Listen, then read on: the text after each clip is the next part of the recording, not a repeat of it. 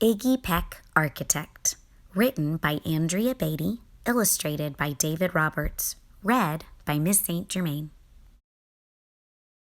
Young Iggy Peck is an architect and has been since he was 2, when he built a great tower in only an hour with nothing but diapers and glue. "Good gracious, Ignatius," his mother exclaimed, "that's the coolest thing I've ever seen." But her smile faded fast as a light wind blew past, and she realized those diapers weren't clean. "Ignatius, my son, what on earth have you done? That's disgusting and nasty, it stinks." But Iggy was gone. He was out on the lawn using dirt clods to build a great sphinx. When Iggy was 3, his parents could see his unusual passion would stay. He built churches and chapels from peaches and apples and temples from modeling clay. At dinner one night, to his father's delight, Iggy got a bright gleam in his eye and out on the porch built the St. Louis Arch from pancakes and coconut pie. Dear Ig had it made until 2nd grade, when his teacher was Miss Lila Greer. On the very first day, she had this to say: "We do not talk of buildings in here. Gothic or Romanesque, I couldn't care less about buildings ancient or new." She said in her lecture about architecture that it had no place in grade 2. That might seem severe, but she was sincere, for when she was no more than 7, she'd had a great fright at a dizzying height in a building so tall it scraped heaven. On an architect's tour of the 95th floor, young Lila got lost from the group. She was found 2 days later in a stuck elevator, eating cheese with a French circus troupe. After that day, it's quite safe to say she thought all building lovers were nuts. As a teacher, she taught that above all, one ought to avoid them. No ifs, ands, or buts. As you might guess, it would cause Iggy stress to hear such terrible talk. But he didn't hear. He sat in the rear while building a castle of chalk. "You, Iggy Peck, your desk is a wreck. Tear down that castle right now. You will not build in here. Is that perfectly clear? Do you need to see Principal Howe?"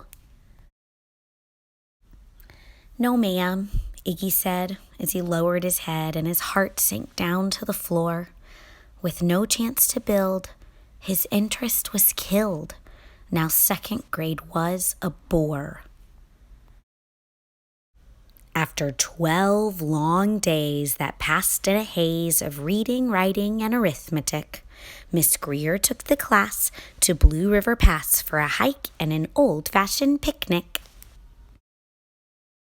They crossed an old trestle to a small island nestled in the heart of a burbling stream, but they no sooner passed than the footbridge collapsed, and Miss Lila Greer started to scream. "We're trapped here, oh my, alas kids, goodbye." Her eyeballs rolled back in her head. She dropped to the ground with a vague groaning sound, luckily fainted, not dead. The class was amazed. They stood there quite dazed, uncertain of what they should do. But one bright young man was off hatching a plan, which started with Miss Lila's shoe.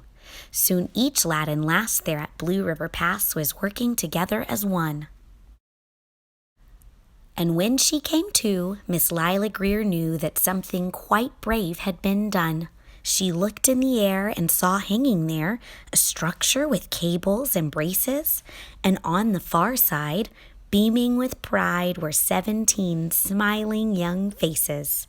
Boots, tree roots and strings, fruit roll-ups and things, some of which one should not mention, were stretched ridge to ridge in a glorious bridge dangling from shoestring suspension.